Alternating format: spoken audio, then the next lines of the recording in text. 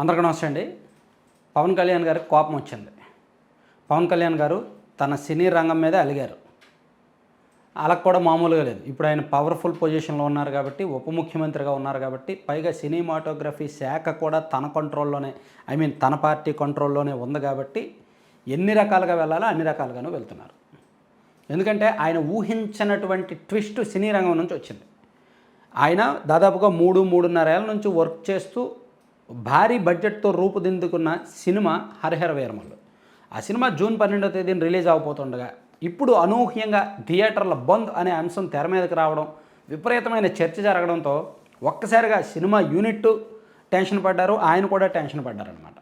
So అదేంటి, నేను పవర్లో ఉండి ఉప ముఖ్యమంత్రిగా ఉండి నాకు కనీసం ఇసుమంతా కూడా తెలియకుండా థియేటర్ల బంద్ వరకు వెళ్ళడం ఏంటి, దీని వెనక ఏం జరిగింది, అసలు ఈ ప్రపోజ్ పెట్టింది ఎవరు, ఈ ప్లాన్ చేసింది ఎవరు, దీని వెనక ఏమైనా కుట్ర ఉందా, దీన్ని మొత్తం ఛేదించాలని చెప్పి ఆల్రెడీ ఎంక్వైరీ కమిటీ కూడా వేసేశారు.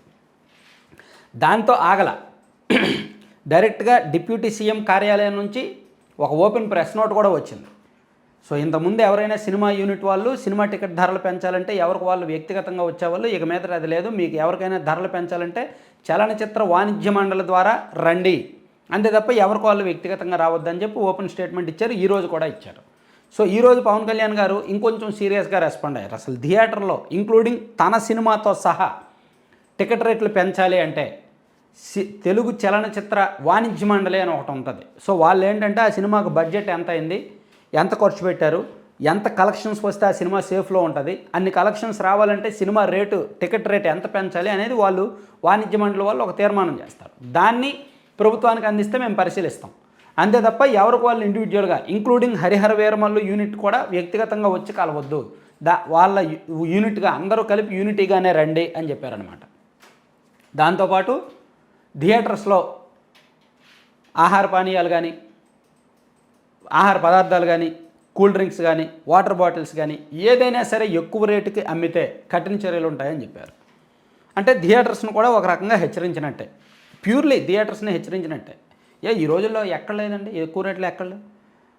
జీవోల ప్రకారమేమో మల్టీప్లెక్స్లో పార్కింగ్ ఫీజు తీసుకోకూడదు, కానీ ఎక్కడ తీసుకోవట్లేదు పార్కింగ్ ఫీజు. ప్రతి మల్టీప్లెక్స్లో పార్కింగ్ ఫీజు తీసుకుంటారు, 20 రూపాయలు తీసుకుంటారు, 50 రూపాయలు తీసుకుంటారు.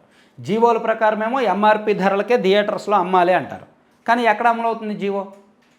ఒక వాటర్ బాటిల్ 100 రూపాయలు. ఏలూరులో ఈ మధ్య ఎస్విసి థియేటర్ని ఒకటి కొత్తగా పెట్టారు, కొత్తగా ఇంట్లో ఆల్మోస్ట్ 2 సంవత్సరాలు అవుతుందేమోలే. అక్కడ ఒక వాటర్ బాటిల్ కొనాలంటే 100 రూపాయలు. సో ఇంకా తినుబండారంటే ఇంకా తిరిగే లేదు. ఏదైనా సరే రేటు మోర్ దాన్ 200 పెట్టాల్సిందే. ఒక పాప్కార్న్ కొనాలన్నా సమోసాలు ఉండవులే, పాప్కార్న్ కానీ ఈ పిజ్జాలు కానీ బర్గర్లు కానీ ఏవి కొనాలన్నా మోర్ దాన్ 200. అవే బయట కొంటే 80 రూపాయలు 100 రూపాయలు ఉంటాయి. అంటే అక్కడ మోర్ దాన్ 60-70% ఎక్స్ట్రా ధరలకు అమ్ముతున్నారు. మరి ఎవరికి కంట్రోల్ ఉంటుంది అంటే, నేను ఇక్కడ ఒక ఎగ్జాంపుల్ చెప్తున్నాను అంతే.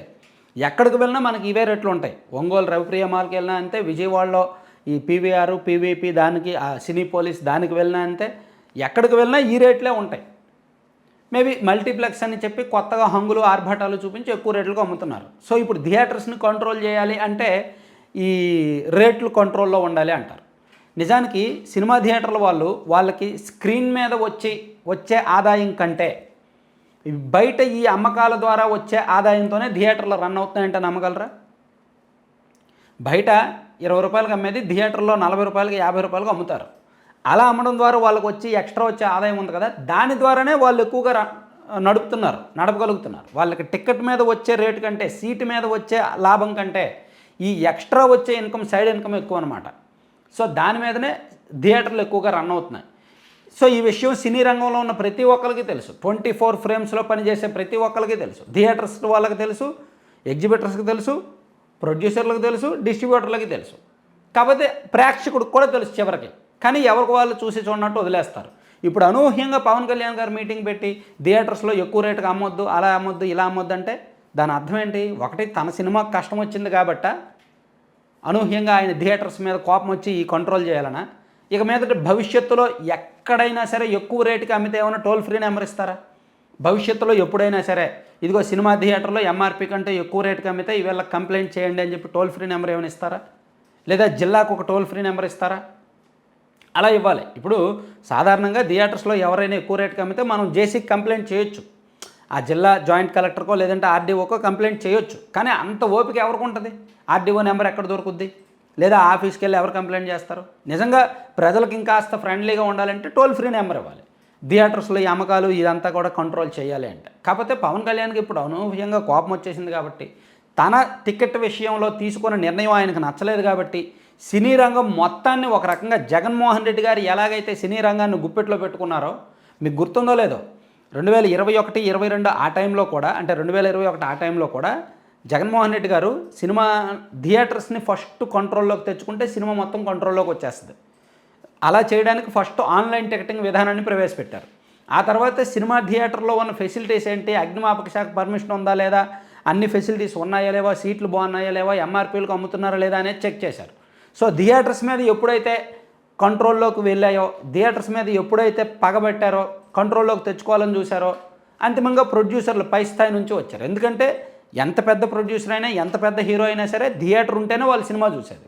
థియేటర్ ఉండాలి అంటే ప్రభుత్వం కొనసాగంలోనే నడవాలి. సో ఇప్పుడు సేమ్ పవన్ కళ్యాణ్ గారు అదే స్ట్రాటజీలో వెళ్తున్నారు. థియేటర్స్ని ప్రభుత్వం కంట్రోల్లో పెట్టుకుంటే, ఒక థియేటర్ నడవాలంటే 6 విభాగాల పర్మిషన్లు కావాలి. పోలీసు, రెవెన్యూ, అగ్నిమాపక శాఖ లాంటి 6 విభాగాల పర్మిషన్లు కావాలి. సో ఈ 6 విభాగాల పర్మిషన్లు అందరికీ ఉండవు, అంతకన్నా ఎక్కువే కావాల్సి వస్తుందేమో మేబీ. అందరికీ ఇన్ని పర్మిషన్స్ ఉండవు, ఇన్ని తనిఖీలు జరగవు. ఎవరైనా పొరపాటున ఏ ఆర్డీఓనో లేదంటే ఏ జేసీనో తనిఖీకి వెళ్తే వాళ్ళకు 1 లక్ష 2 లక్షలు ఇచ్చుకొని ఆ తాత్కాలికంగా తప్పించుకుంటారు. అంతే తప్ప ఎవ్వరూ కూడా as per rule of law వెళ్ళరు.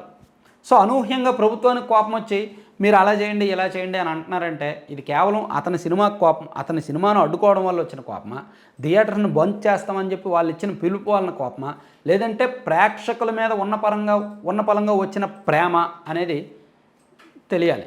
అలా తెలియాలి, మనం డిసైడ్ అవ్వాలి. అంటే ఈ స్ట్రిక్ట్ రూల్స్ ఇప్పుడు పవన్ కళ్యాణ్ గారు ఏదైతే ఇంత సీరియస్గా ఆదేశాలు చేశారో అవి పర్మనెంట్గా అమలు అవ్వాలి. ప్రతి సినిమాకి ప్రతిసారి ప్రతి సందర్భంలో కూడా అమలు అవ్వాలి ఎంఆర్పి ధరలు అనేవి. చూద్దాం ఏం జరుగుద్దో. Thank you. సో మీరు పక్కన యాడ్ ఒకటి వస్తుంది చూస్తున్నారు కదా. సో లడ్డూపల్లెం.com అని ఒక కొత్త ఫుడ్ ప్రోడక్ట్స్ అనమాట, కొత్త రకం. కేవలం మిల్లెట్స్ అండ్ కొన్ని ఆరోగ్యకరమైన ప్రోడక్ట్లు, ఇప్పుడు రాగి, సజ్జ, జొన్న, కొర్రలు, వాటితో పాటు బాదం పప్పు, జీడిపప్పు, మఖానా, ఇలా షుగర్ ఫ్రీ, ఇట్లా డేట్స్తో ఇలా రకరకాల ఐటమ్స్తో కేవలం ఆరోగ్యానికి ఉపయోగకరమైన ఐటమ్స్తో చేస్తున్నారు అనమాట. లడ్డూలు చేస్తున్నారు, దాంతోపాటు స్నాక్స్, కొన్ని హాట్ స్నాక్స్ కూడా చేస్తున్నారు. అవి కూడా కేవలం రాగి, సజ్జ, జొన్నతోనే కొత్తగా అవి బాగున్నాయి, మార్కెట్లోకి లాంచ్ చేశారు. ఫీడ్బ్యాక్ అది బాగుందనమాట. అలాగే పిల్లలకు ఉపయోగకరమైన కొన్ని పౌడర్స్ కూడా లాంచ్ చేశారనమాట. సో వీలైతే ఒకసారి ట్రై చేయండి. మీరు వాట్సాప్ నెంబర్ 9997839994 9997839994 ఆ నెంబర్కి వాట్సాప్ చేయండి లేదా కాల్ చేయండి. మీకు నచ్చిన ఆర్డర్స్ ఇవ్వండి. మొదట్లో అంటే దాదాపుగా 1 మంత్ అవుతుంది స్టార్ట్ చేసి. మొదట్లో కాస్త ఇబ్బంది, ప్యాకింగ్కి డెలివరీకి ఇబ్బంది అయింది, కానీ ఇప్పుడు 1 వీక్ నుంచి 10 డేస్ నుంచి అంతా సెట్ అయింది. సో వీలైతే ఒకసారి ఆర్డర్ చేయండి, బాగుంటే మళ్ళీ రిపీట్ ఆర్డర్స్ ఇవ్వండి.